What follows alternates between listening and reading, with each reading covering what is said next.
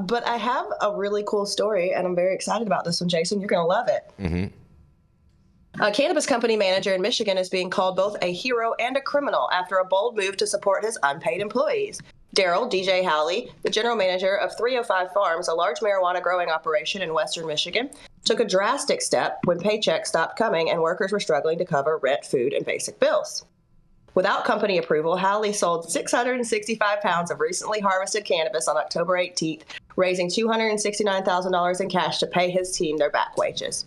I didn't want to do this, Howley told Metro Times, but I had to. The situation had become so dire that workers couldn't afford meals or gas. The company's human resources director was even gathering food donations to make sure employees had at least one meal a day. Now Howley faces criminal investigation, and his co-workers worry they could be in trouble too.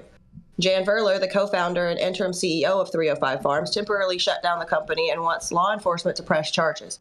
We're working very closely with law enforcement to get this dealt with, Verler told Metro Times. He's calling it a case of major theft and said this goes beyond just selling cannabis. This is grand larceny.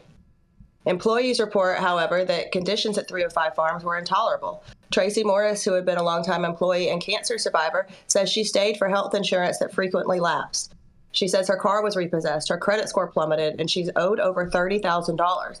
When Morris finally quit last week, she said they left us with nothing. They completely broke me. And she's not alone. Many of the employees say that they've had serious struggles, with at least one worker's family left with unpaid wages after he passed away in April. Meanwhile, Verler reportedly paid his personal housekeeper with company funds while employees went unpaid.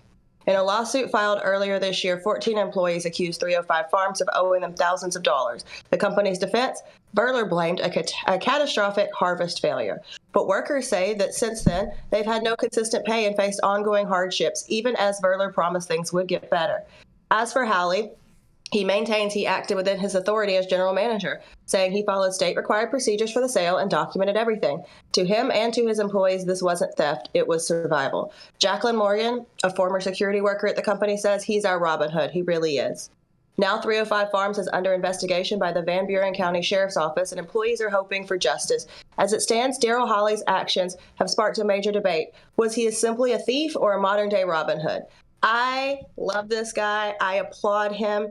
I think that Verler, I don't know who you are, but you could eat a you-know-what, because what is wrong with you? You're paying your personal housekeeper with company funds. You're not paying your employees. And now you want this man charged? Like, catastrophic harvest failure. Okay, so where did the 665 pounds come from that generated the money to pay these people the money that you owe them? This man didn't steal anything. He just paid the bills. I'm going to throw it to you, Jason.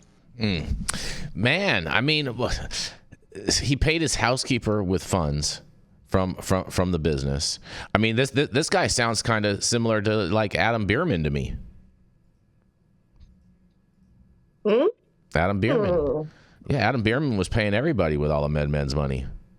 You know?